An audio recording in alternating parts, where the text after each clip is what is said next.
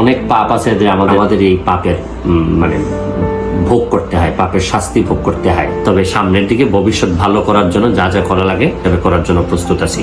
আশা করি আপনারা যে কষ্টটুকু করতেছেন আমি এটার জন্য দুঃখ প্রকাশ করতেছি। শুরু করিতেছি মহান আল্লাহর নামে, যিনি পরম করুণাময় এবং অত্যন্ত দয়ালু।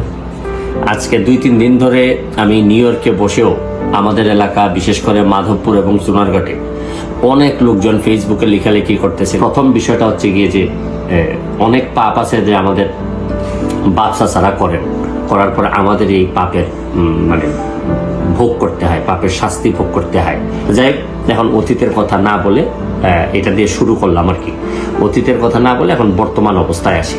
আমাকে অনেক জবাবদিহি করা লাগে, আমি জবাবদিহি করার জন্য প্রস্তুত। তবে দোষাদোষী তো করবোই। আমি সিদ্ধান্ত নিচ্ছি যে প্রয়োজনে আমি মাধবপুর সোনারঘাটে মহাসমাবেশ ডাকবো। এই মহাসমাবেশের মধ্য দিয়ে আমি হবিগঞ্জের সব যারা আছেন তাদেরকে একত্রিত হওয়ার কথা বলবো। আমি আরো যারা 3 জন এমপি মহোদয় আছেন তাদেরও দৃষ্টি আকর্ষণ করতেছি। চলেন আমরা একত্রিত হই, হয় আমরা মহাসমাবেশ করে আমরা নেত্রীকে জানাই দিই, প্রয়োজনে যে জায়গায় নক করা দরকার আমি এই জায়গায় নক করব। আমি জানি না যে আগে তো আমাদের এলাকায় মন্ত্রীও ছিলেন, তারা কি ব্যবস্থা নিলেন, কি করলেন, কেউ তো এসব প্রশ্ন করে না। আমি এখন আর করতে চাই না।